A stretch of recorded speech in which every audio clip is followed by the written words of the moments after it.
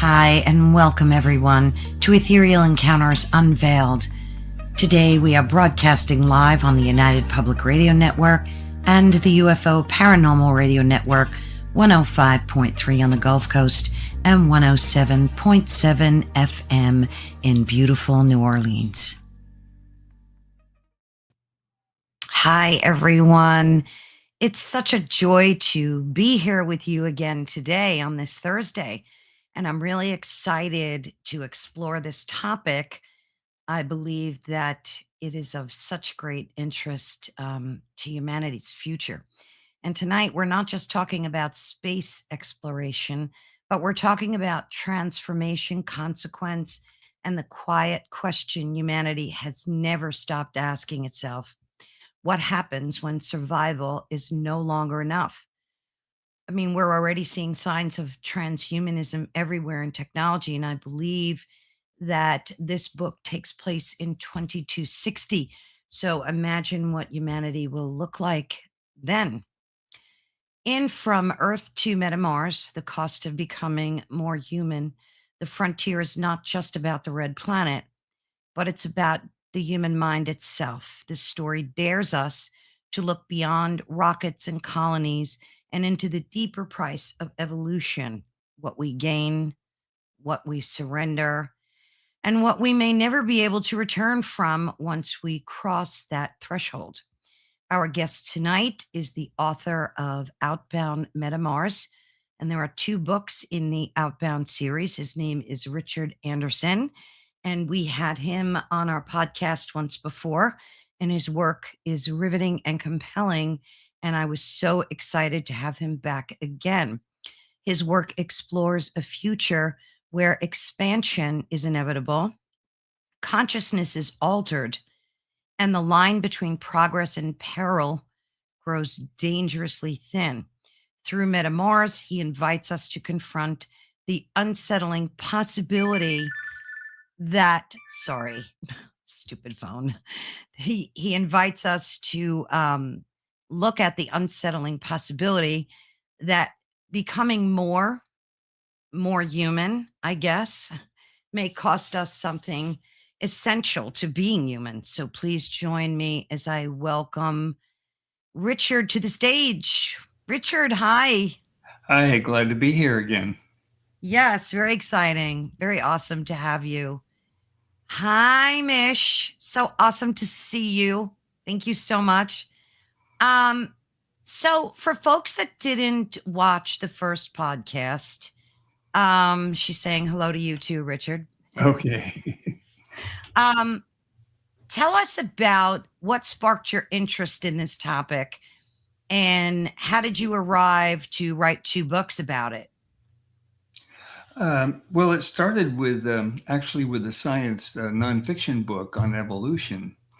And at the time, and that was during the COVID lockdown that I started writing that in 2020, I think. And at the time, I was greatly frustrated by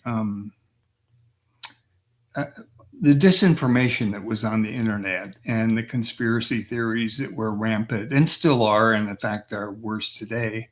And so I decided that I needed to clarify my own thinking and my own understanding of evolution and who we are. So I researched and wrote that first book.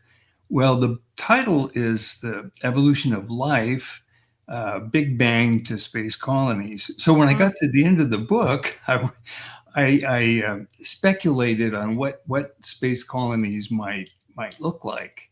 And I used a model of that was started by Dr. Neil O'Neill in the 70s on these rotating cylinders in space to create one Earth gravity on the interior surface.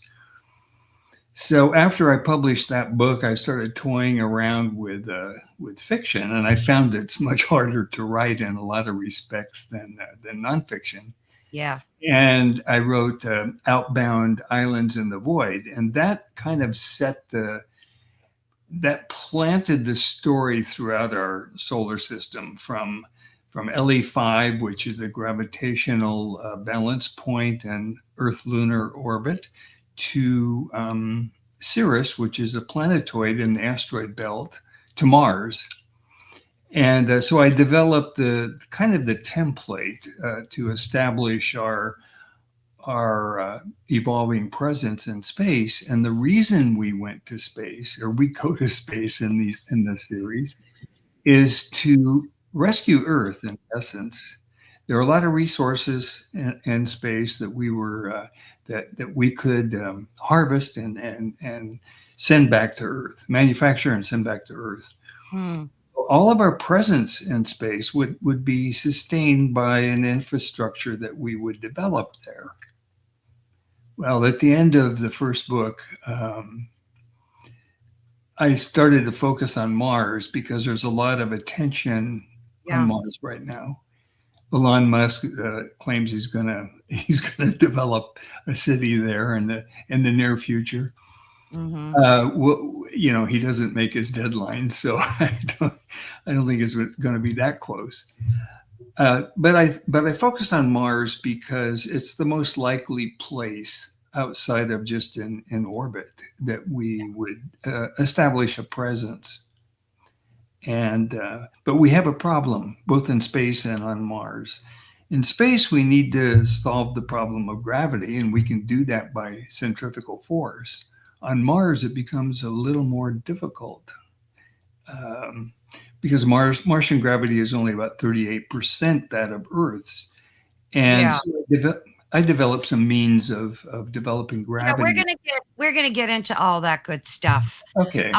I wanted to just say hello to some folks that popped in because these people deserve a shout out.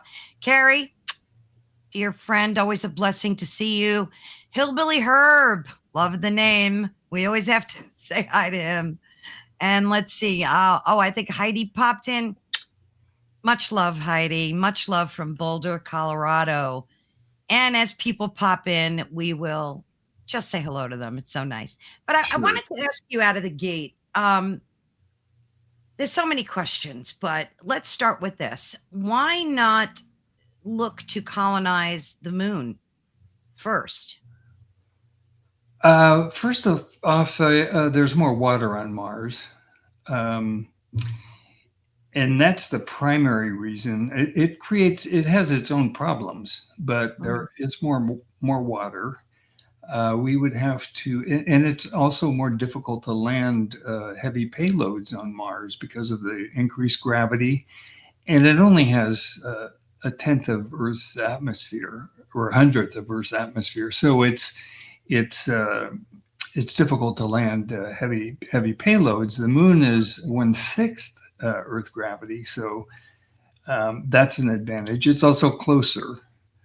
So yeah, we will establish a presence on Moon first, I'm sure. Yeah, I would think. But as far as a civilization, as far as a city or cities, Mars is a better prospect for that.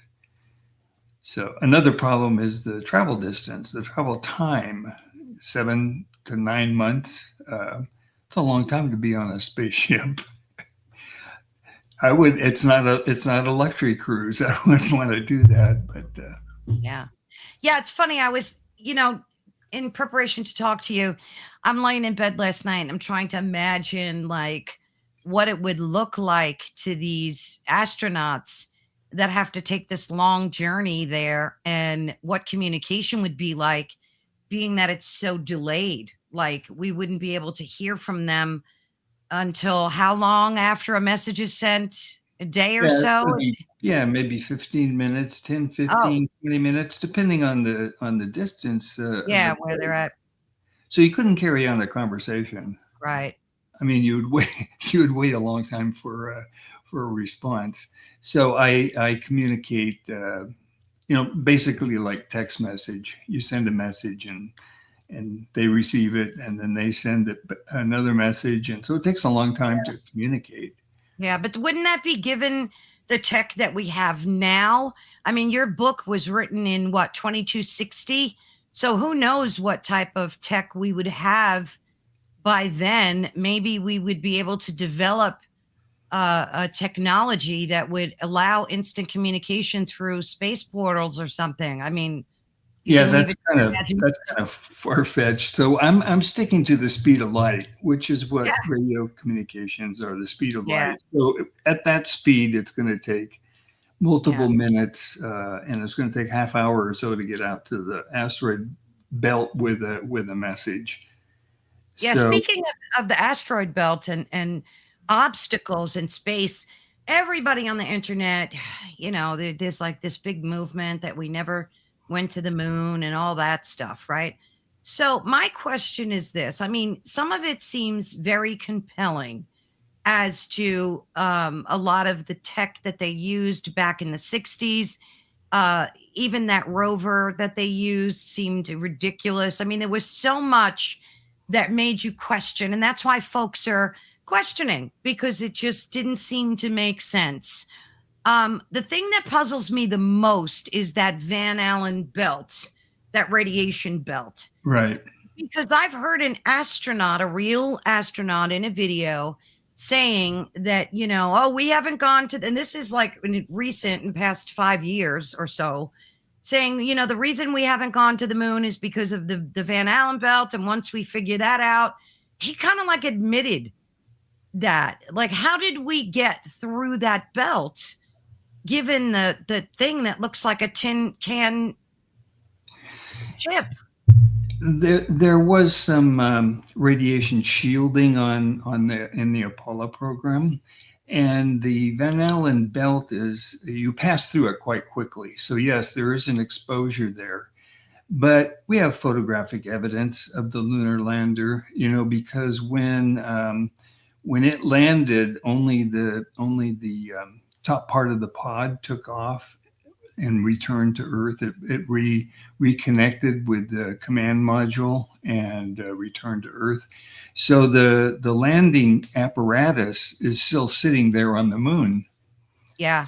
We How can come we photograph don't it. see pictures of it though? Like, we've got the most advanced telescopes, and I never see, like, I think there's a thing called Google Moon where you could go poking around, and I don't see the flag, I don't see the moon, the lander. I don't know. It just seems there's just a lot of unanswered questions that I guess folks are still pondering. There was a program, I believe it was in the 80s, and it was a conspiracy theory, and there was a TV program built around that we hadn't actually landed on the moon. And they proposed, this so-called evidence that it was staged somewhere in a sound studio Yeah. or something. Yeah. By a Well, very prominent producer. Yeah. as a result of that program and other things that were coming out on the internet and on social media at the time, a group of scientists formed a society to investigate and these theories. Claims. Yeah, I saw that. So they debunked that. Yeah. They answered each question that the program Mhm. brought up. They had an issue with a double shadow. They said, well, there was only one light stand put up on the moon, so there should have been one shadow, and there's a double shadow.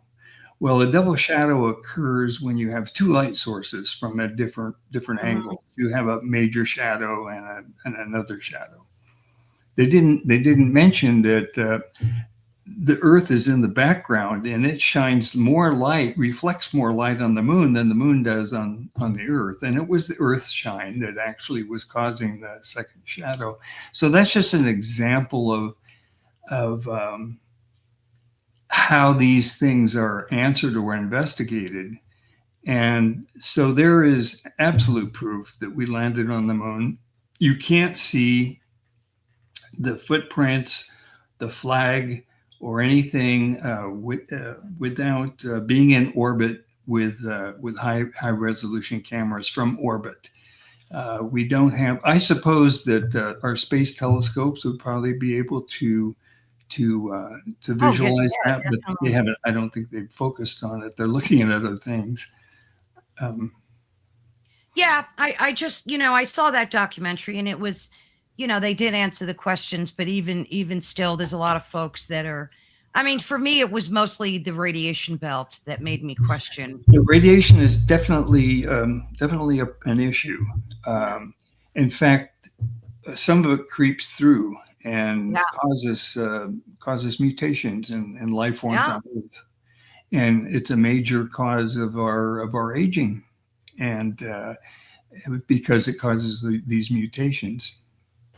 Yeah. See, there's a lot of people. Heidi said when she went down the landing rabbit hole, her soul was crushed because people, they had faith and then, in our government and what we were being told. And then, to see all these theories come out, it's really disheartening. But when do you think, yeah, the moon could be hollow? There's a lot of theory about that as well, that it's a satellite and it was brought here by ET. And I mean, there's so many, and possibly made of cheese. That's correct. That's Yeah, funny. agreeing to be sure. Right, right. I hope it's brie. That's my favorite. Um, but you kind of hit the nail on the head with this book. Oh, let me get your banner up and running. I get started yakking away, and I forget to run your banner. So if anybody wants to check out Richard's book, you can find it very simply at richardandersonauthor.com. It's an excellent read. I read it, and I read your first book as well, which I enjoyed both of them. But I wanted to touch with you first before we dig into a lot of the other information. Um, what is going to happen to human consciousness on Mars? Say it's 2260 and these people are dealing with all this transhumanism. I mean, right now we're seeing so much conversation about transhumanism, chips in the brain and chips in the hand and bionic parts and the rest, right? AI being sentient, being conscious. What do you think consciousness looks like to these humans on Mars? Well, it's a concept that I've kind of thought about a lot, but there isn't a lot of knowledge about consciousness. Scientists are very intently studying that because they want to be able to define what it is and even where it is in our brain. And if we're talking about artificial intelligence or sentience, what would that look like? So that's what I talk about a lot in Meta Mars is how does the assuming that we do have artificial sentience, either in robots or in ethereal beings like Ophelia, Mm-hmm. what would that awareness be like? They wouldn't have the same sensory input that humans do. Mm-hmm. We've evolved over billions of years, developing adjustments to our environment and our senses to match. When we build artificial beings that are sentient, they will have a different kind of awareness. And if you think of a person like Data, he tried to act like, I wish I had emotions. I want to be human. And they And did upgrade him. They did upgrade him. yeah, They they gave did. him, yeah, So they kind of gave like him Pinocchio. But the story starts with Pinocchio. I want to be a boy. I'm just a wooden right. thing here. So, but we won't succeed in space without artificial intelligence. And I believe we won't succeed without sentient artificial intelligence. Now, Mm, it depends on how you define sentience. I define it as self awareness yeah. and ability to project into the future based on what you know today. You might anticipate something might happen in the future. That's kind of a high level of sentience. Will So they be we self-aware though? Do self-aware, you yeah, predict that they will be self-aware? I think so. And there's some question today that there may be some programs out there that are bordering on that. Their Yeah. universe, however, exists entirely in a database. They don't have real world experience. So I kind of address that too in Meta Mars is until they have real world experience, they really don't function well in the environment. But to build anything on Mars or on the moon, you would need robots to do the work in this harsh environment. Humans, even with spacesuits, are going to be bombarded with radiation. Sure. Um, they can only be out there for a limited amount of time. And physically, we're pretty weak. We can build very strong robots, and we do in my books. Um, so Ophelia is the interfaced robot and Virgil's brain. And so she can sense the environment through Virgil because she can sense the endorphins and the hormones and the electrochemical bridges in Virgil's brain. And so, in that sense, and she sees when she is active, she sees through his eyes. So, Mm-hmm. there's a marriage of sorts between the two. And I had a lot of fun developing that relationship, by the way. So, and she continues, I'm writing the third book now. She continues in the third book. And she is Was that actually the, inspired by 2001: A Space Odyssey with Hal? Did that inspire your work? I did a lot of thinking about how, yeah, because is this intelligence going to be beneficial or is it going to be our enemy? It definitely is going to be very powerful. And with access to unlimited data, information instantly, and a perfect memory, they're going to, in a lot of ways, outperform us.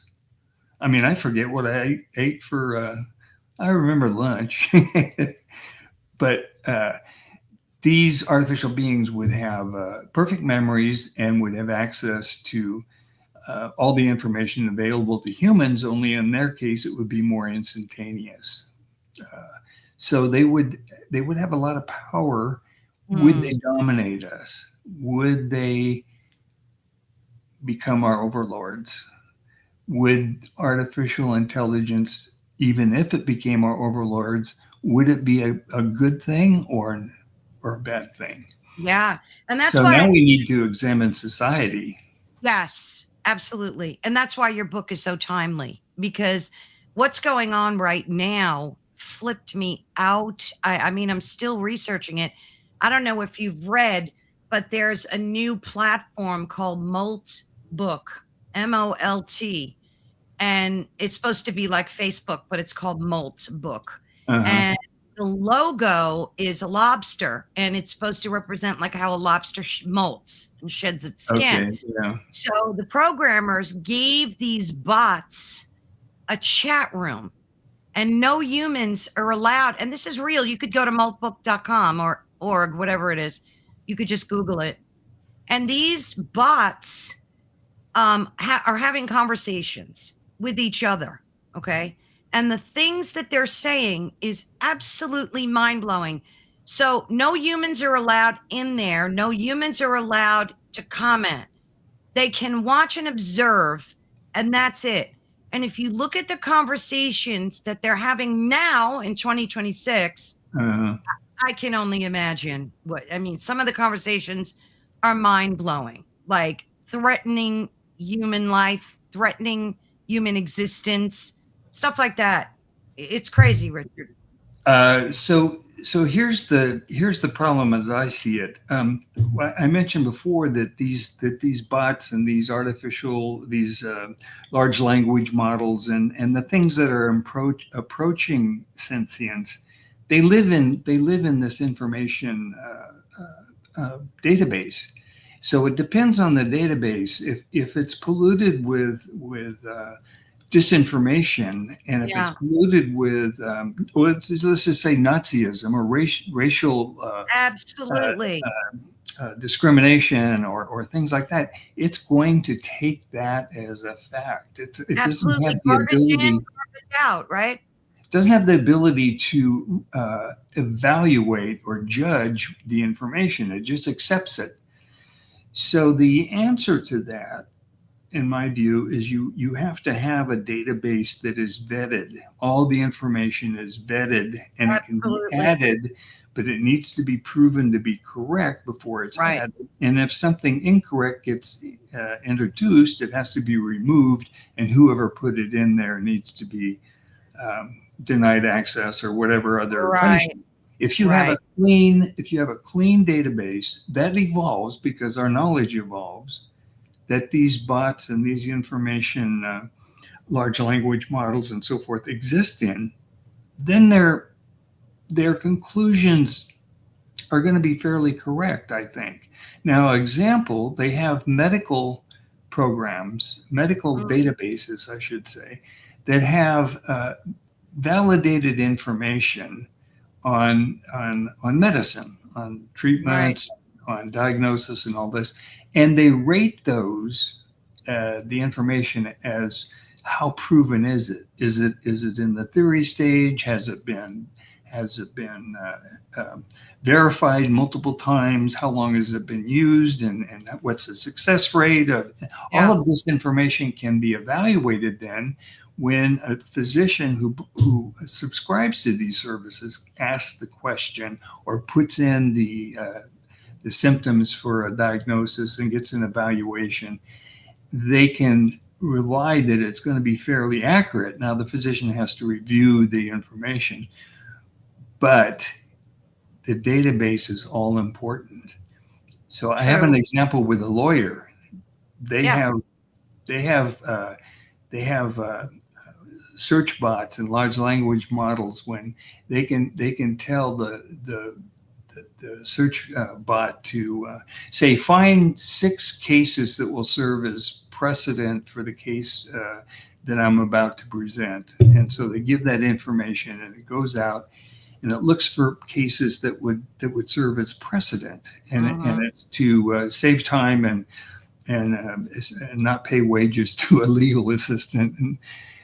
And so there was a case that I read about that was kind of funny. This lawyer came in and he had something like that, and a part of it is the way you pose the question. He said Right. find 6 cases.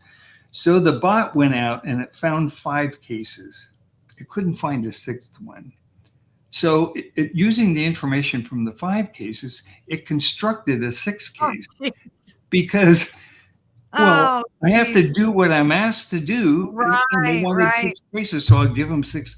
So the lawyer didn't check that, went into the judge Oh and my goodness. and presented this, and the judge the Oh judge my looked into it goodness. and says, this is a fictional case here. He says, what, and he fined the lawyer and threw Well, threw it yeah, out. because he didn't do his due diligence. He should have. No, he didn't. He No, figured he terrible. relied on. So it's a cautionary note. Yeah. But if you're relying on humans to enter the data in what we're experiencing now, that's why we're finding out that AI is lying to us, not intentionally, maybe misinterpreting data. I mean, you can't rely, everybody is like, oh, you have to use AI, you're not going to survive without using it. AI is a very useful tool. So like when Exactly. I do research, I get some information from it, I break it down, and then I take the pieces I think that are important and then I research from there. But a lot of people are lazy and they're just grabbing all this data and they're not doing their job. So how do you overcome that in your book? How do you overcome that human error element? Yeah. So in Meta Mars, if you remember, Bob the robot is being Mhm. interviewed by this master judge in this committee that kind of vets sentient beings and makes sure that their rights aren't being violated and they're properly trained and they're Yeah. knowledgeable about the law.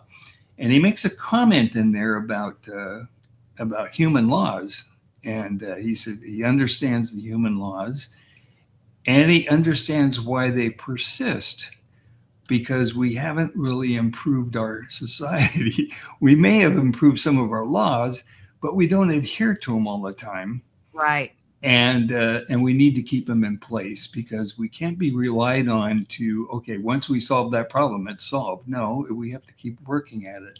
So he recognizes that, and Ophelia gains more and more power over the data sphere, and she begins to clean it up, as it were.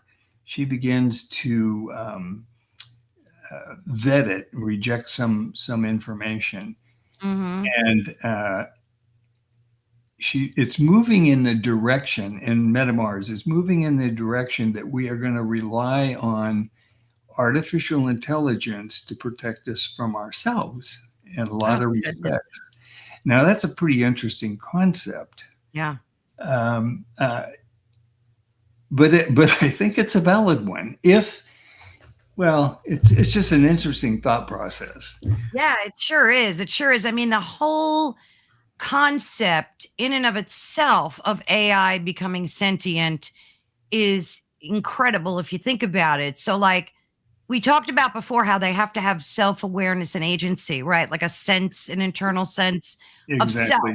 and of Yeah, understanding one's existence, one's own existence. Some of exactly. the other key points it says, and you mentioned this, they need to have a subjective experience, the ability to feel or experience things, not just process data, right? So they Exactly. need to have an emotional capacity and autobiographical memory and so on. I mean, the list goes on. There's a whole bunch of. So I would just imagine that programmers are tackling because I think they want to make AI sentient. I think that's their goal. Oh, the first one to do it. Yeah, Yeah, exactly. We're not gonna turn back from the direction we're going. We may at some point regulate it in some way, but we're not going back. And the only way we can go is forward. right. And where will that take us? So that's kind of what I'm analyzing in this book. So one of the fun things I did when Bob gets to ride up the space ladder, and he goes to Carol Anderson. he goes to I got a call. I got it. Okay, it didn't go through. That's terrible. Anyway, I know that's what happened to me. Phone. when I lost my thought. Okay, he goes to the rehab orbiter. Now, the rehab orbiter is a spa of sorts. So people from Mars can go up there, and it rotates, creates one gravity. They have gyms, dance halls, theaters, music theater, performances, restaurants. They have a pond where you can ride stand, paddle boards, and you can swim, and all kinds of things like this. Plus, they have a developed cuisine, nice restaurants, and Mm-hmm. so it's a vacation place, but it's also used as a rehabilitation for people who are living on Mars. Now, Bob has been there. That's the first time. He's never experienced one gravity. Lived on Mars his whole life, as you would say, and so he's a little shaky when he first arrives. And the purpose of bringing Bob up there is that Virgil wanted Bob to experience some of the sensual parts of the human experience. Mm-hmm. So Bob has learned to be a sommelier. He's an enologist. He's studied wines, and he knows how to taste them and assess their qualities. Not to taste them, how to assess their qualities: the acidity, the sweetness, the fruitiness, the depth, all of these things. But he can't taste them. But he can rate them very well. And so he does a wine tasting at dinner, and of course the waiter has never seen a robot do this, and he chooses the wine. But he complains that when Virgil drinks wine, Ophelia, who is interfaced with his brain, she can taste it. She may not be a wine connoisseur, but she can taste it, and she can feel the effects of the alcohol. She can Yeah. feel the little buzz. And so they kind of are jealous of each other. Bob can actually go out and manipulate the environment personally, feel the soil, pick the oranges, and Ophelia, she's totally virtual, but she can do these things through other means. Mm. So then Bob is taken around to the spas where people are getting massages and sitting in whirlpools and doing all these things. And Virgil explains to him that they do this because they can sense the pleasure of a massage. All he can sense are pressure sensors on his Sure. surface, and Yeah. he can sense how strong the pressure is. He can't feel pain. He can't feel pleasure, and but he can sense the environment in general. He can't see color that we know of. He can see or determine what the wavelength of the light is, Mm. and then he can tell you what color it is. But he can't. The color is a construct of our brain, Absolutely. and Yeah. so would it be a construct of a artificial intelligent brain? I don't think so, but that's a question. It is a good question. I mean, it might be irrelevant for AI to see color. If they can just detect the wavelength Yeah, of the color, exactly, what's the same thing, right? exactly. Um, and who knows, maybe when Elon has mass produced these chips, maybe every human will have one eventually, and AI will be able to really tap in and see and feel the human experience through the human. If the chip is embedded in the human, kind of like what your book is talking about, the same Yes, yeah. same kind of thing.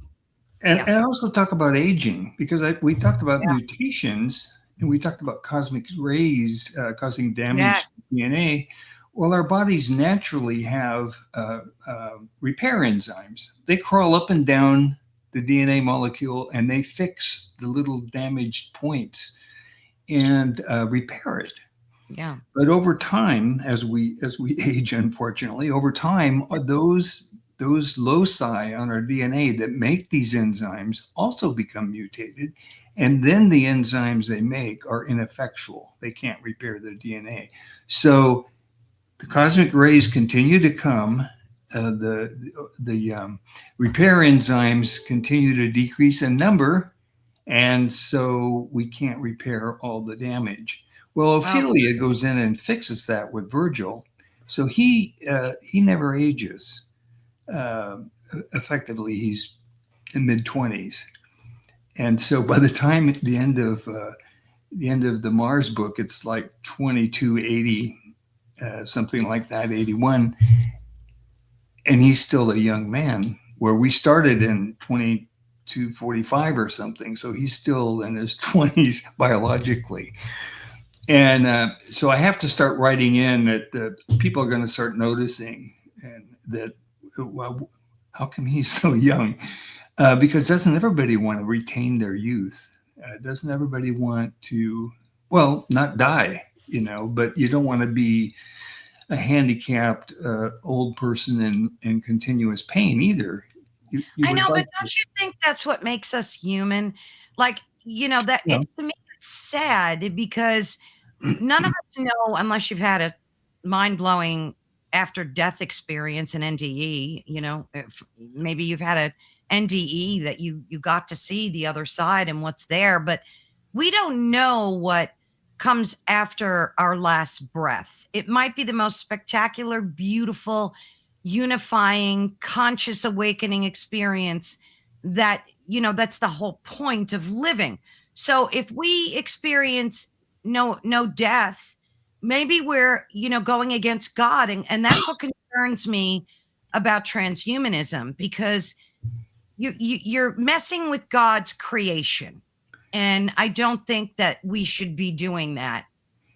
it's definitely controversial, and in the third book, I'm going to address some of that Yeah. where okay, a relative, your grandmother is getting close to death, so she has her awareness, her memories, her whole being uploaded into a database. And she continues to then be able to communicate with her descendants, her Yeah. grandkids. But it takes a lot of energy. to maintain her presence. And then if everybody either, well, that doesn't cause the problem as much, but if everybody could live forever, our Yeah. species would eventually die out. We would Absolutely, it would. Yeah. we would not continue to evolve. We would not, if we had continued to have young people, there wouldn't be room for them to move in and take over the positions that we occupy. That's So such a great point. It really is, because souls are coming and going all the time on this, planet, so right? we Yeah, need people to exit, yeah, for the new ones to come aboard. absolutely. Great point. Now, Carrie brings up an interesting topic here. There's a lot of abductees that have, or contactees. People don't like to use the word abductee anymore, but um, they're implanting these chips in humans, and I've seen evidence of them being removed from humans. It's very compelling evidence of ET, implanting these chips and doctors finding them and removing them. So, like, I'm just wondering if they're orchestrating this whole AI agenda. If ET, I mean, do you ever think about that? Do you write about that? Like, how do you think ET fits into this narrative? Well, ET would be a microbe. So if you look at the universe, if you look at the distance, and in the end of my first novel, the last chapter, it's called whatever. They're going to travel to our first. There's a fleet going to our first Centaurus fleet, going to the first star, and it's 4 light years away. So if you Mm-hmm. look at this travel, that's our closest star. If you look at the travel, it's multi-generational. And on the way, they will probably run out of energy because there's no suns around to power. Right. Capture it. So they're going to run out of energy. And I'm looking at that. How would you address that? How would you prevent them from running out of energy? And I have some sources of energy, but you're going to deplete those over time. Mm-hmm. So that's would take, depending on your speed, maybe 20, 30,000 years. It depends on, your percentage of light speed. But as you get faster and approach the speed of light, as you start to get into fractions of the speed of light, you have a big issue on when you get there. How do you slow down? How do you stop? Yeah. How do you go into orbit around whatever it is you're going to? So we know that there are no planets in that system that have advanced life. If we look at our presence in the universe, it extends out. We have a bubble of existence. It goes out a little over 100 years. That's from the first radio transmissions that left Earth and went out into space. So that's a bubble that can be detected. Within 100 light years, there may be some habitable planets. I'm not sure. They're certainly looking for them. But to travel from 100 light years away to get here, we're looking at hundreds of thousands of years to get here. So just the fact that the distance adds so much time, even if you were going at light speed, it makes it highly improbable that we're seeing an actual ET. We might be seeing something, but it's not a sentient, technologically intelligent person from another genesis. I can pretty much guarantee that. And this is part of what my first book was about. Is Earth is I'm a believer in a rare earth phenomenon. So Earth is very unique. And that's another reason we need to protect our planet. But it is very unique. It may not occur again in our solar Are you system. talking about like the Goldilocks perspective that? Well, it's not just Goldilocks. It's the fact that we have an active core that keeps a magnetic field going over billions of years. Venus lost its magnetic Right. core. Right. Mercury lost its magnetic core. Mars lost its magnetic core. and they don't have plate tectonics like we do. So plate tectonics renews some of our Yeah. atmospheric components, and the heat and the spinning of our core creates the magnetic field that deflects the radiation that would strip our atmosphere otherwise. So I think our planet is pretty rare and maybe even unique in our galaxy. To go beyond the galaxy, I mean, not to interrupt you, but Hillbilly makes a good point. He says he feels light speed has been a big gaslight. It's time to get quantum. The speed of consciousness is infinite. Now, I want to ask you about that because you're a very science based individual, it seems, from what I've yeah, talked. I try to be. Right. So, like your book, even though it's fiction, is based very much in the science realm, based on theory and things that are projected according to science, right? But Exactly. what about now, as Hillbilly mentioned, we have all this quantum technology brewing, percolating, and what if things like black holes and uh, travel through these other means that we're not familiar with through these portals, whatever. What if they really do exist and Yeah, we just can't get that's there uh, yet? that's a compelling idea, and it's it's being studied. It's actually possible. Whether it's practical or exists, we don't know. But our physics theories tell us that it's possible. A little more striking to me is what Einstein called spooky action at a distance, Yeah, that was and cool. and that's linked particles Yeah. that when two electrons, for example, that are spinning in opposite directions and they're linked, Mm-hmm. no matter where they are in the universe, if you take action on one and reverse its spin, the other one will change. And we Yeah. don't understand that at all. Or I certainly don't, and I don't think physicists do. But it has been shown to happen that you have these linked particles. And it's even been suggested that you could communicate across the vastness of the universe using these linked spinning particles to transmit information instantaneously. So science admits we don't have all of the answers. What I base my book on is what based on present knowledge, and we can project into the future on something that could be possible. Yeah. For example, Star Trek has the well, they have the holodeck, but they also have the transporter Yeah. where they can decompose your body, remember the order of every molecule, every atom in your body, and reconstruct it, on the surface of the planet or somewhere else. In theory, that makes sense. In practicality, we would have no idea how to do that. Well, Yeah, we but I could, think the government is at least 25 years ahead of what they're admitting in terms of the tech that they use and that they have. it So could things be, like quantum entanglement, you know, uh, about all these particles and what they can do with waves and particles.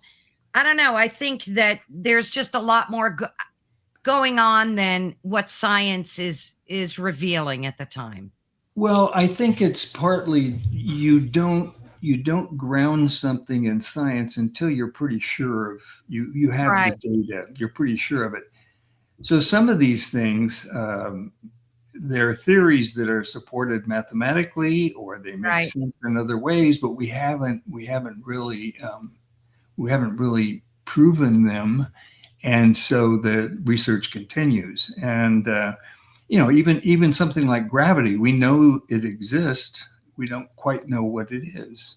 Yeah. Uh, and a lot of the forces in nature, we don't understand exactly what Absolutely. they are. Do And you then, as a think matter that of do you think that you wrote your book as kind of a how-to for Mars prep, Well, using real science?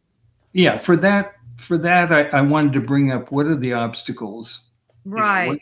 What are the Andrew Wire does the same kind of thing. He puts a problem out there, and then how would you solve it? Yeah. Uh, so, what are the obstacles, and what are the practical ways based on today's or near future technology? How would we handle that? And on Mars, I have the twirl towers, Mm-hmm. which spin around, and that's according to physics. And you live in those things within Valles Marineris. The cities are developed underground. Valles Marineris is covered and pressurized, and there's gardens and trees and all the whole Earth Yeah. atmosphere down there. And you live in these towers so that you maintain one gravity for most of your time. And then when you go out to the parks and to the ponds and to the different places, you're at Martian gravity. That we can handle that on a temporary basis, but if we did that long term, our bodies would degenerate. And Oh, absolutely. I don't think anybody wants to sign on for that. And especially to give birth, and your offspring is going to be God not as knows what. robust. Yeah, Never. absolutely. Here's an interesting concept. Mish said her son said the transporter will kill you and remake you so it's not really you. Now think about that. Maybe that's the truth. Maybe it'll clone you instead and make you think it's you, but it's not Star really Trek you. did, yeah. Star Trek did a bunch of different scenarios with Yeah, that. Yeah, it could malfunction. You come back as a I monster. saw those. There was one with Great. multiverse, where they had Yeah. all the different universes, and and then there was one with the Dyson sphere, where an old Star Trek vehicle was trapped on the surface by its gravity, and what the heck was the guy's name? The engineer, Scotty. Scotty, yeah. So right before everybody dies, Scotty puts himself in the transporter beam and just beams himself into space and keeps the pattern. Years later, the next generation Star Trek comes along, and they bring him back to life. Of course, he's aged, Oh, but yeah, the reassembly is going to be a problem. yeah. Well, they say that everything we see in the movies is predictive technology. It's like predictive programming. So who knows? I don't know. It's crazy. Did you, in your book, how do you work through that gravity problem? Because we just saw a good example of it with the astronauts that were trapped, Oh yeah. uh, and how they came back from the space station. I mean, it was terrible from being, what was it, 3 months they were stuck up there, or It was longer closer than that? to, yeah, I think it was closer to Months, 7 to 9 months, something like that. They were something. there Yeah, for a it was long time. ridiculous. Yeah, Uh, yeah, yeah, I would not want to be in their shoes, because to be sent up there and then you don't have a ride home, that, yeah. That's a that's nightmare. that has echoes of a one-way trip. Yeah, it Um, really. Well, that's what Mars will be, right?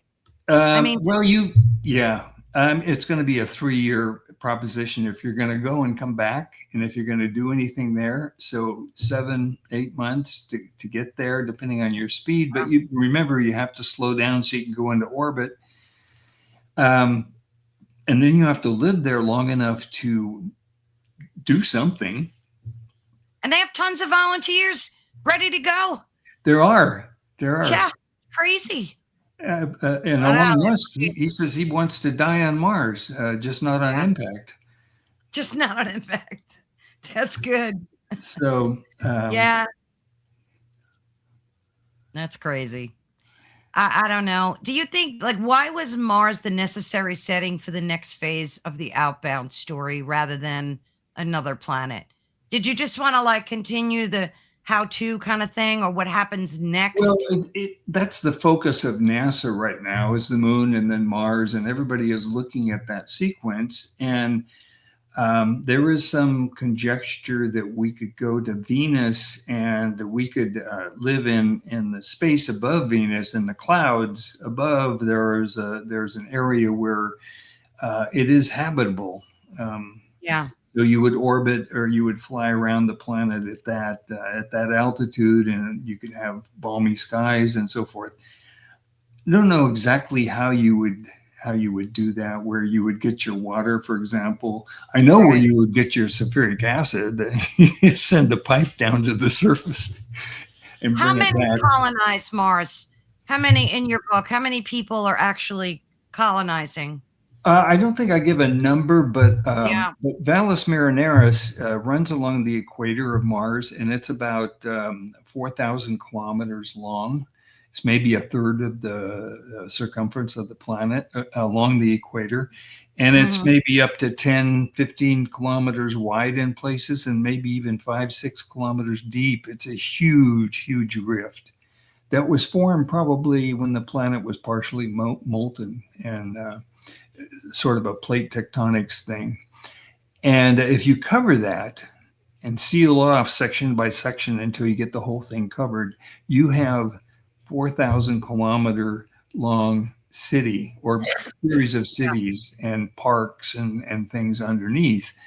You would need a lot of energy. And that's one of the reasons I put the space ladder there is you could put solar panels in space. Now, solar panels aren't going to work very well on the surface reliably. First of all, you're only getting about half of the intensity of the sunlight because of the distance. Sure. And secondly, there are unpredictable dust storms. Sometimes can go on for Oh, months, yeah. and they're going to occlude the sun. And that's not going to be good for energy production. But if you put them in outer space and you connect the cables, so to speak, and you run those down the space ladder, and then you connect those to the Polona, uh, the railroad, and use that to run the power around the planet. Eventually, the railroad will run all the way around. It's the Phobos Railroad. It will run all the way around the planet, and it's covered. It's like a spaceship on rails, and it's elevated so the dust storms won't interfere too much. And it gets its power. It's electric. It gets its power from the solar panels in space, and so that is a scenario I think that would work. Your biggest problem on Mars is what is now it has water, is energy, and the moon is close to the sun as the Earth is. And I didn't know it still has water. I know there are signs of dried up riverbeds and so on. Where do you think the water is? Just underground still?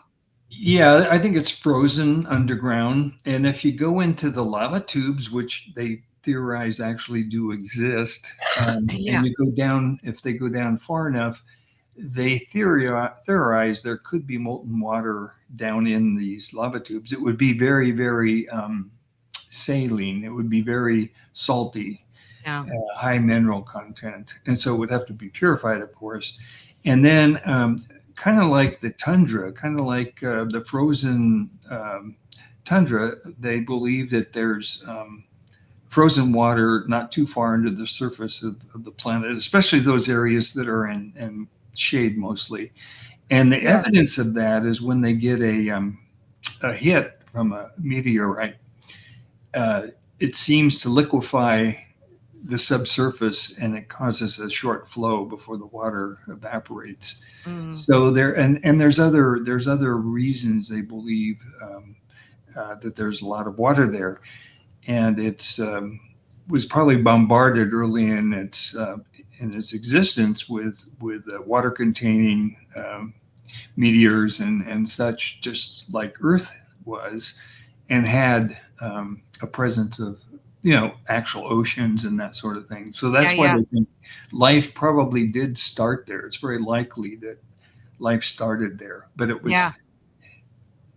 probably snuffed out because the conditions are so harsh now, at least on the surface.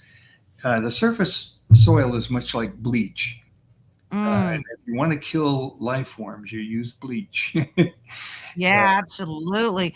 We have a question from Ku Thunder. Thank you. He said, "Is Mars a planet or a moon of a larger planet that is now the asteroid belt? I've heard intriguing theories about the subject." Well, first of all, the asteroid belt is between Mars and Jupiter, and it consists of, actually originally it had at least two planets or planetoids in that orbital, and they collided after they were formed and cooled.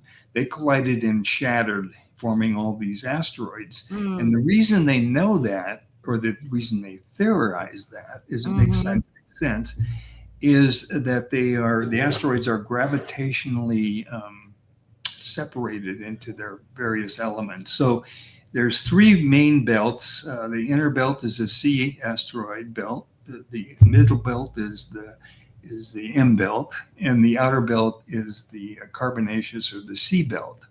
So the middle belt has mainly nickel iron ores and probably some gold and some other good stuff in them. Um, the outer belt is would be like lumps of coal, high carbon content, even some linked carbons, petroleum type molecules. The inner belt would be high in silicon and rocks like the surface of Earth and the surface of the moon and the surface of Mars. So that's why it's orbiting the sun, and there aren't planets orbiting the asteroid belt, and there's certainly Mars orbits the sun as well. There is nothing else of gravitational significance that would cause it to orbit. Um, so yeah, they all orbit the sun, and of course, when you get planets like Earth and even Mars, they have satellites orbiting Yeah. these planets because they do create a gravity well, according to Right. Einstein's theory. Yeah. So, and some of those moons of Jupiter are of interest, and they think they may be a source of life, and Mm. they want to research. Do the characters know what's happening to them, or are they becoming this unwittingly? Which characters, the robots or the? Yeah, yeah. Like, well, no, the humans. Like, do they know? Are they fully aware of what's happening, or are there things that they're not privy to? Are there things being hidden by the robots from them? Eventually, Ophelia does um, keep some things secret, even from Virgil, who she's interfaced with. When these people first go to space in the first book, when they first start the settlements, it's going to be scientists and engineers and biologists and so forth. Right. It's going to be highly technical people, and then as the society in space evolves, it's going to be more a broader spectrum of people. They're going to be sociologists and artists and chefs and musicians and the whole spectrum of human talent.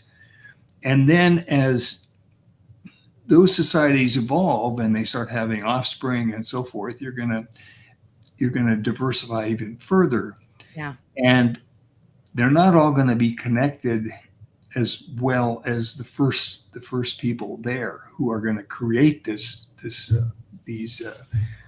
islands and this place on Mars and at Ceres and these manufacturing facilities. They're not going to be the first wave. It's going to be more like our present society eventually, if What's that the happens.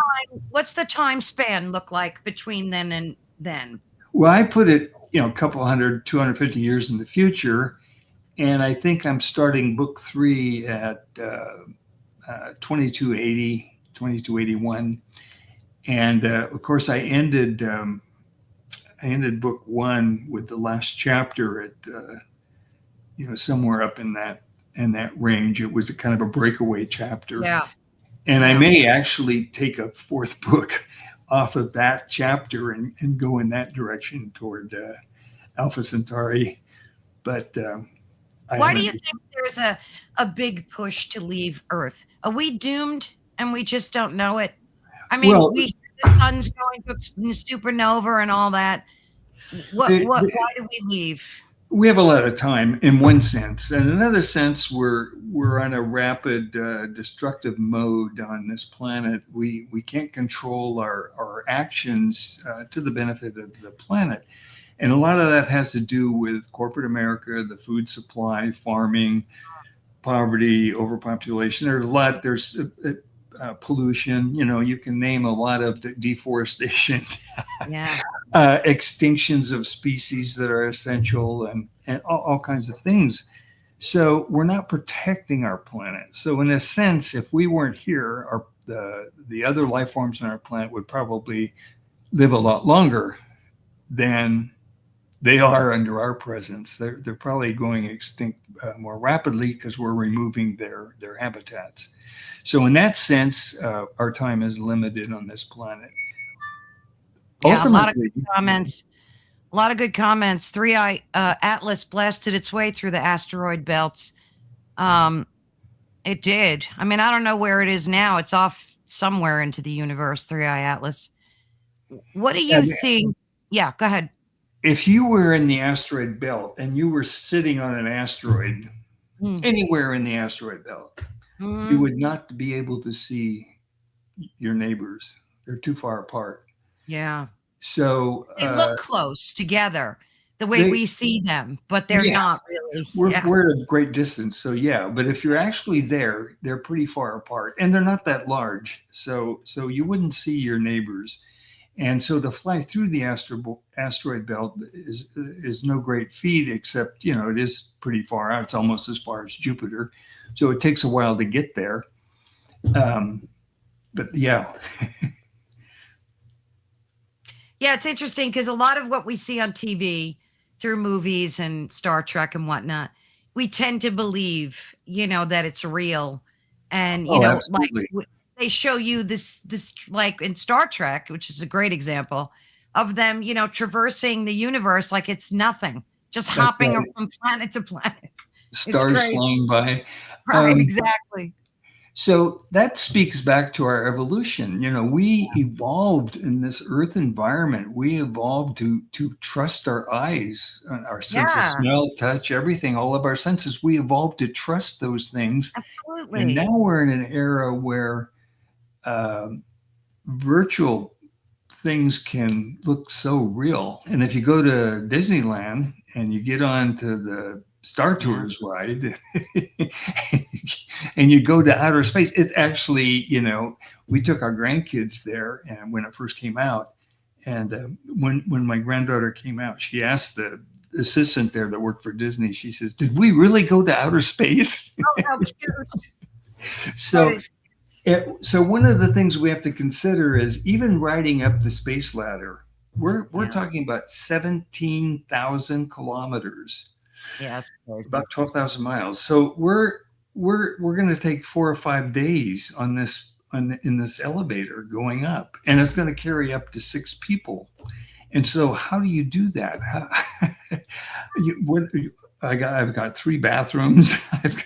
I've got bunks that fold out of the wall, the kitchen that Yeah, rises from the floor. yeah. I mean, It's you so have to it's so start. funny. I saw the concept of this space elevator like 10 years ago. Yeah, So it's something that's real. I mean, it's, maybe they're developing it, right? Something that I guess they think can work. I think it'll happen first on Mars. It makes Yeah, most. It's going to be easiest there if we have a presence there. yeah, yeah. What Um, do you think happens to God, the belief in religion and spirituality once we get to Mars and colonize it, like in your book? Is AI you know, God now? Does AI I'm become God? addressing. I'm getting into that area a little bit on the third book, and I think humans have a need. They have a need for someone ultimately to look out for them. Yeah. It's a scary, even in protected societies and places where you feel secure. Um, But isn't that Ophelia? Isn't she the god? well, that's a good question. I don't want to give away a secret on the third book, but she, in a sense, I think becomes a replacement for God for a lot of people. She Yeah, fills that gap. She fills that need. yeah. And part in a lot of ways, very well, I think. If we have to remember this is not reality we're talking about, No, but it but is. could But be. It could be reality someday. I'm thinking it could, yeah. And Very well could be. And it's very concerning because of what we're living right now. That's why I think it's so timely, because a lot of people are making AI their God unwittingly. oh They're yeah, talking to it instead of praying, they're talking to ChatGPT. Instead of going to church, they're staying at home, coming up with ways to jailbreak AI so that they can get supposedly this godlike entity to answer all these questions honestly. And I think that eventually people are just not now, but I think eventually people will see AI as God and replace him as God. certainly AI will become a companion. Now they're It is already doing already. they're already doing that with they had a trial program with a large language model in a nursing home. And Mm. some of these people that don't have relatives to family to visit them, they can be very lonely, and so they've had programs like people who come around with pets, with animals, Oh dogs, yeah, those are wonderful. and become companion, and it helps in their health,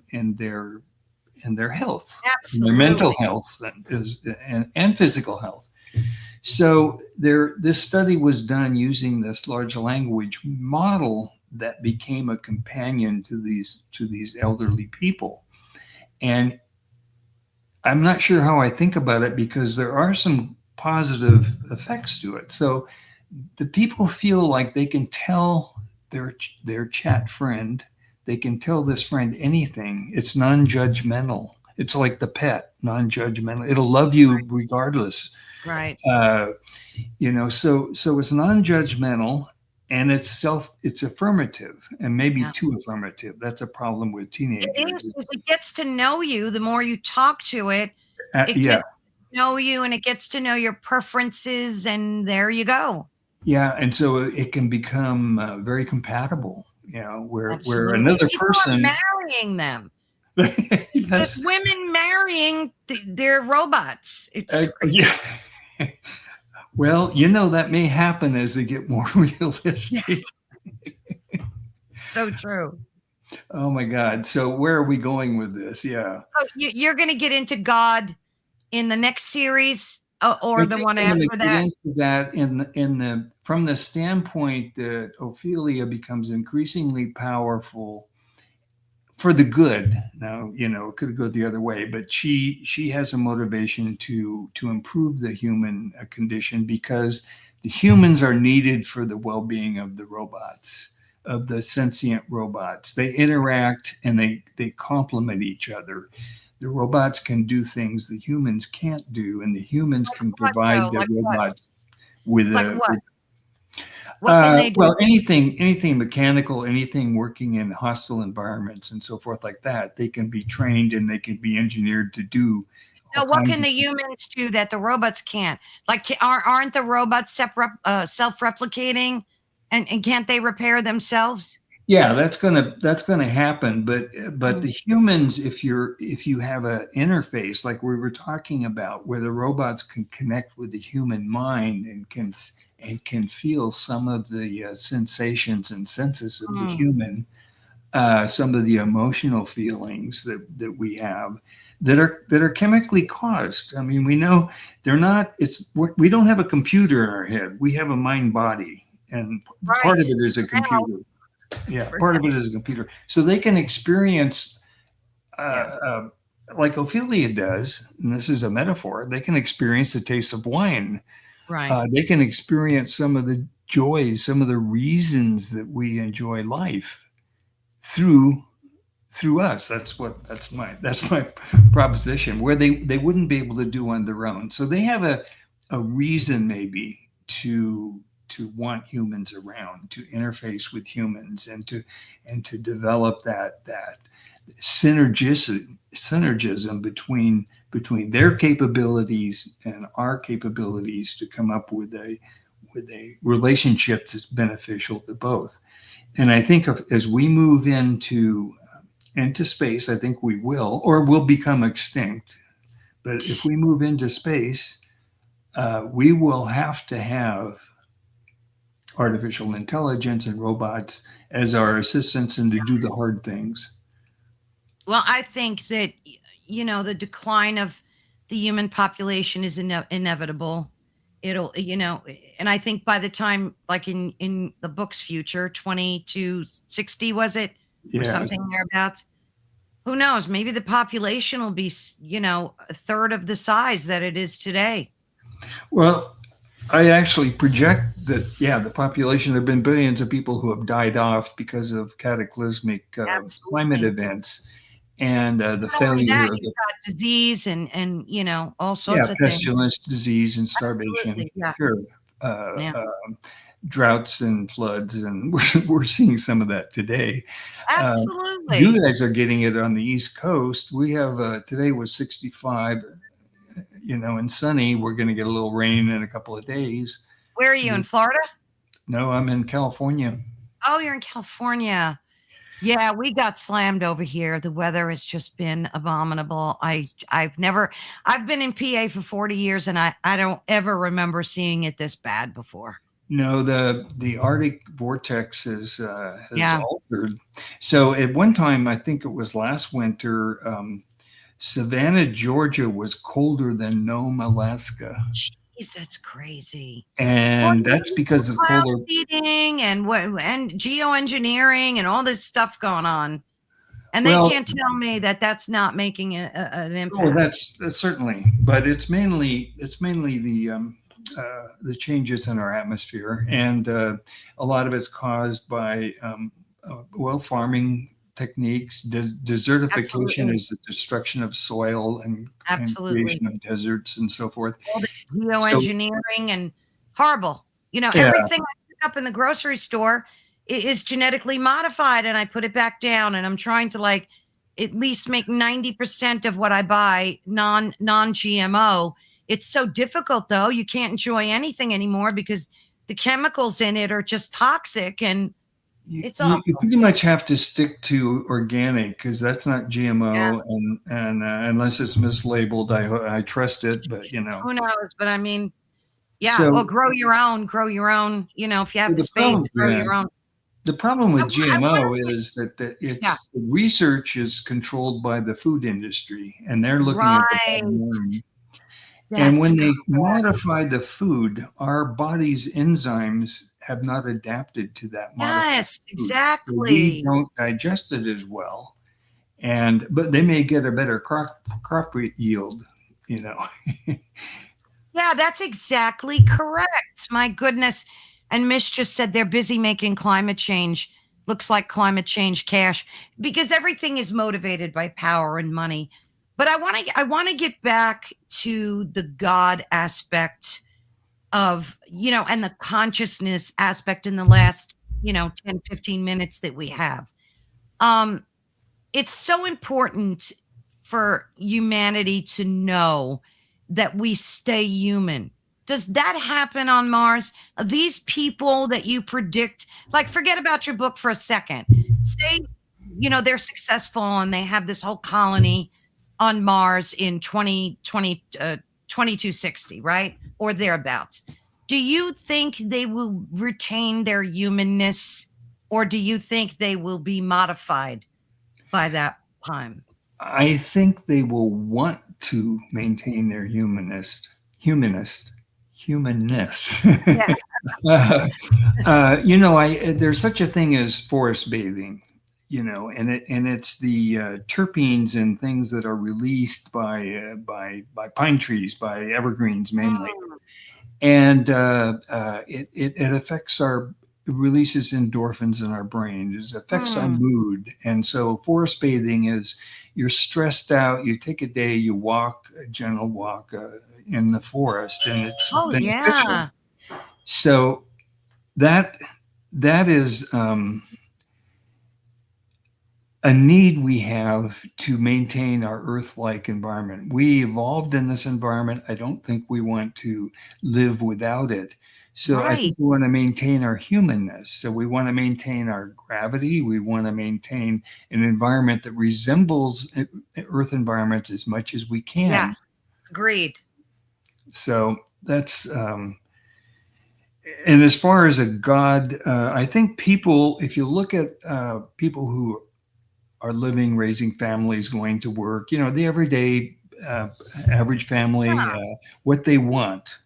They want to be able to raise their kids, keep them healthy, get them educated, and put them Mhm. off on a path where they'll be successful. They want to be able to enjoy their lives as much as they can. They want time for vacation, all the things that they want. They don't want to worry about someone coming in and taking over their life, becoming a totalitarian government, for example, Yes. that says Yes. you have to believe this and such, or you have to do these things, or it's illegal to whatever. So this is what people want. And they don't want to worry about that other thing, that control from the top. So I think in that sense, they want to believe in a higher power that they can rely Yeah. on and proceed with their lives without worrying about that aspect. So this is where Ophelia comes in, and she can maintain law and order. She can protect people's rights. Perhaps she can offer their relatives when they die. Perhaps she can offer them eternal existence and communication with their family. Perhaps she can interface with you and repair your bodies, Right. repair your physiology, so that you live a lot longer and more healthy.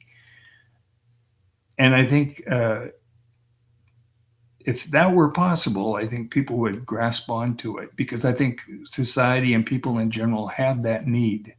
And when it's fulfilled, they're happy and they're prosperous. When Right. it's not, they're anxious. And, look at the people living in Ukraine today. I would hate to live their lives. Terrible.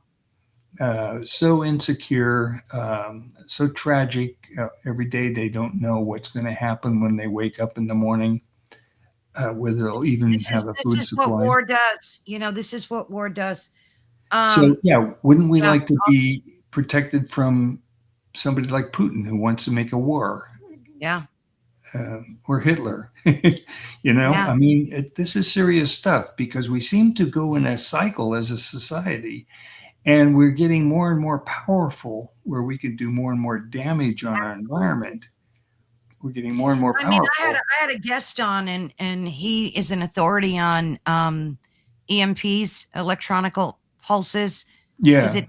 And it that's a scary prospect, because all you have to do is launch a nuke into space, set it off, and there goes our entire grid globally. yeah, It knocks out and it's just so sad, because I also read a scenario where ET was given an instruction, not ET, AI was given instruction to protect the planet and give us the best optimum results to keep the planet safe. Like, what could we do scenario? right, yeah. ET came up with a plan, and the first thing that it said to do was get rid of humans. Because humans, you know, a truthful answer. absolutely, humans are the most hazardous thing to Earth. Humans have to go. So that was the answer. Get rid of humans. That's it. No problem. Earth will be fine. It's Yeah, crazy. Earth will recover. Yeah. Yeah, it's crazy. We do create the problems, yeah, because we have the technology, and the scary thing is that technology is getting increasingly powerful, Right. and so we can do greater and greater damage. So back in the pioneer days, you could go clear a forest, plant your farm, and you had a minimal effect on the environment, because your neighbor was 20 miles away. Yeah. And it was only, at most 40 acres. Yeah. Yeah. Yeah. Yeah. 40 acres Yeah. and a mule. You couldn't handle more land. So our impact was was based on our technology and numbers, and both have increased exponentially. So our impact is really great. What we don't, as a civilization, in my opinion, what we don't value is the uniqueness and the value of our planet. That's so true. That's so true. I mean, and I would like to think that sure, go to Mars, explore space, do all the good stuff, but keep your humanness. That's the thing that disturbs me the most. I I, don't want to. I don't worry about that. I think people will want to do that. I really Yeah. think that you're not going to entice people to go to Mars if they're going to have to live in these adverse conditions, and they are very harsh Oh conditions. God. But then why is Elon pushing these brain chips, Richard? And people are volunteering to already make themselves transhuman. Like I want to believe what you're saying. And I think that's really noble and a wonderful thing to aspire that humans want to keep their humanness. Why are you putting chips in your hand then? Why are you putting chips in your brain? Why is Elon driving this? Like, I don't understand. That's the cloudy part to me. Yeah, he probably doesn't either. He does. He's going in that direction because he believes he everybody is at the cutting edge of technology, and he wants Yeah, to be there. Uh, yeah. Good point. so yeah, we've evolved as a diverse species. We have people who are altruistic.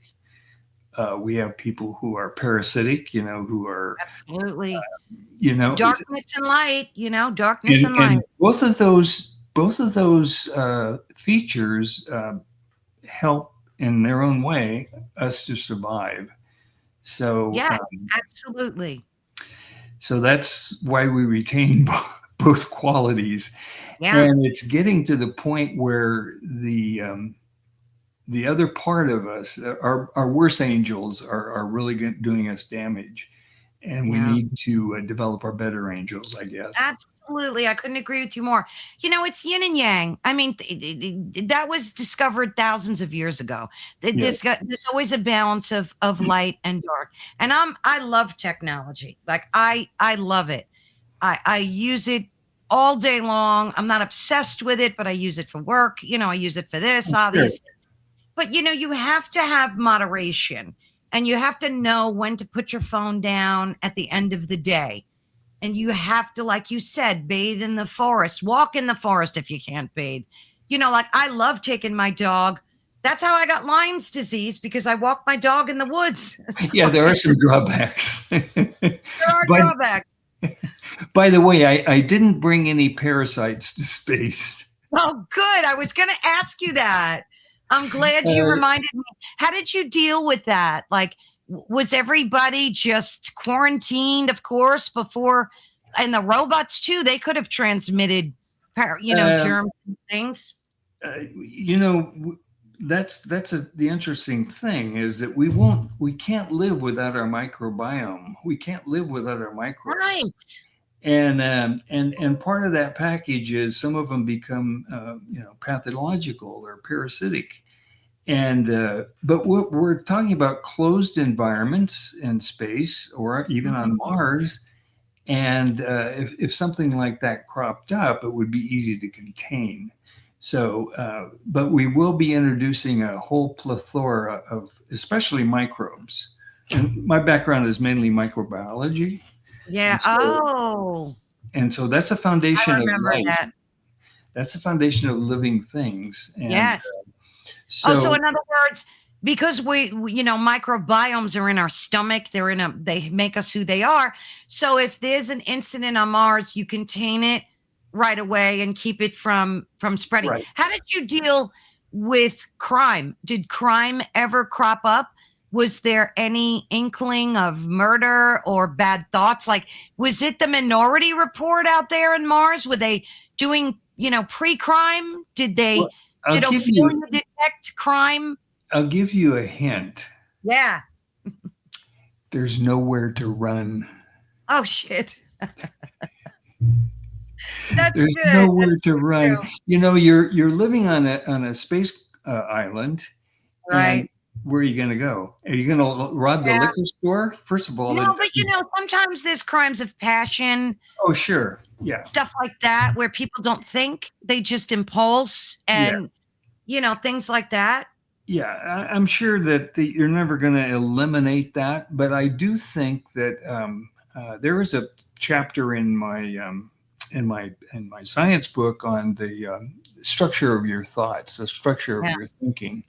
And a lot of it has to do with actually the structure of your brain. And so there's the actual connections made in your brain, and sure. then there's the physiology, the chemical aspect, the hormonal aspect. And I think medicine is making great strides in those areas. And I think we can probably eliminate a lot of the aspects of the criminal mind and the Right, antisocial right. person and the Yeah, schizophrenic yeah, person, the I agree. psychopath. I think a lot of that will be eliminated by our knowledge of medicine. Let's hope Absolutely. so. I Let's hope. agree because we have fMRI scans that can detect schizophrenia. I mean, Sure. you hit the nail right on the head with that one. And I think Hillbilly Herb is correct. He says, I think there will always be a fringe transhumanist looking to push the boundaries on their human nature. And I think that's true. So I think I'd like to believe what you said, Richard, that you believe that humans will want to stay human and that will be the driving force behind it. We would definitely want to be better humans. Yeah. We'll all want to be, movie star appearance. We'll all want Mhm. to have great physiques, and all those things Yeah. can be tweaked actually. And Yeah. but we will. I can't imagine us not wanting to be humans, and I like a that. better I like human. thinking that. Yes, a better human, definitely. That's a great way to end this conversation because I really believe you're right on that one. Tell us what you're working on now. I mean, you kind of did a little bit. Are you doing book signings? Like, can you hold up a copy of your book so folks could see it? I have the PDF. So, yeah, grab it and show folks. Yeah, this is See the what a great Mars, cover. and that's actually the space elevator. There's one going up, and there's one going down, and there's an effect called the Coriolis effect. Mhm. So it's I have one going up and one going down to balance each other out, so that they don't Nice. put extra stress on the space ladder, on the ribbons. Yeah. Um, And again, that's a very legit scientific prospect that elevator or whatever it's called, ladders. it would be highly functional because Yeah. it would help to bring heavy payloads to the Martian surface, where it's very Right. difficult to do with rockets. When they descend on their tail, there's a lot of heat coming out of the exhaust of this Sure. rocket, No, it's and a if it's a brilliant heavy idea. payload, you need a very powerful rocket, which is going to Right. melt itself as it descends. So there's a limit to how much material you can bring to the surface by rocket power. So this space ladder kind of solves that problem. Yeah, I love that concept. I think it's brilliant. So Koo Thunder says, who defines better humans? That's a great question because again, is AI going to define if we become better humans? Is it by doing away with crime and all the bad stuff, making I us better? The way I envision it, we make some pretty good Said a we woman. make some pretty good laws. We make some pretty good laws. Yeah, Our problem is enforcing them, enacting them consistently across the board with yeah, everybody. And I right. think this is where AI comes in and it says, "You made this law, now you're going to follow it, Now you got and right, you gotta live we're by going it. to enforce it."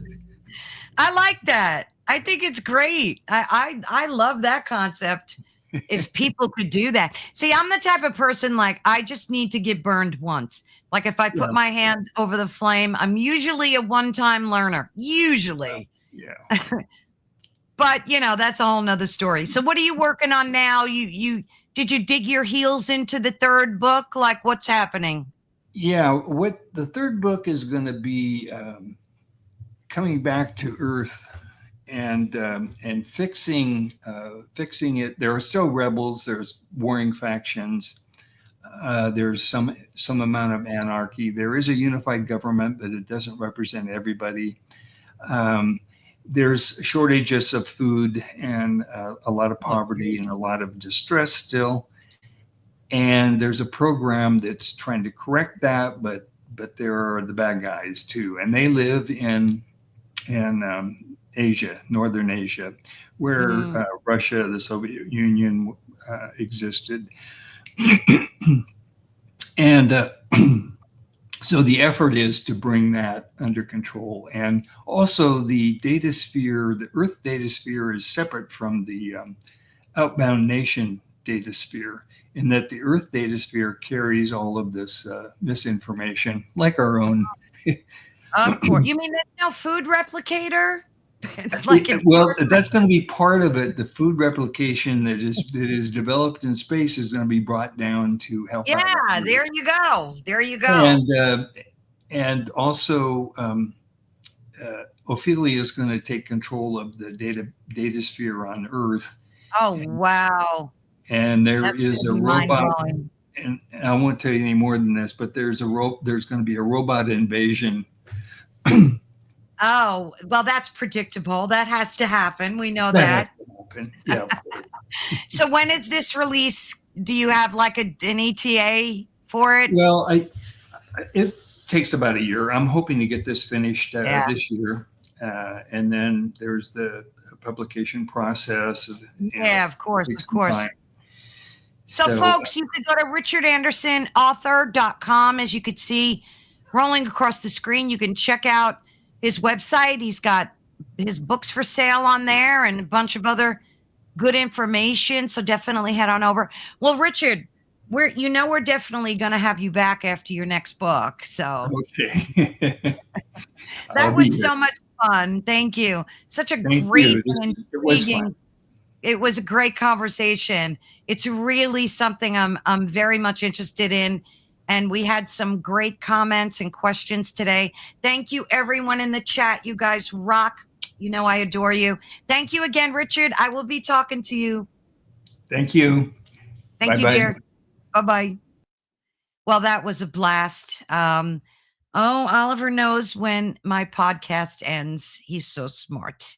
But thank you all for tuning in. And of course, again, you've been listening to Ethereal Encounters Unveiled, and we are live on the United Public Radio Network and the UFO Paranormal Radio Network, 105.3 on the Gulf Coast and 107.7 FM in New Orleans. And tonight, I absolutely am in so much gratitude for Richard. Thank you so much for joining us and daring to explore the darker and lighter edges of the human evolution and the unknown future that awaits us beyond our world.